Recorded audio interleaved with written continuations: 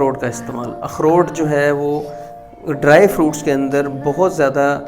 ایک اہمیت کا حامل ہے، اور اخروٹ کے استعمال سے اس کے اندر موجود جو نیوٹرینٹس ہیں، اس کے اندر جو اومیگا 3 فیٹی ایسڈ ہیں،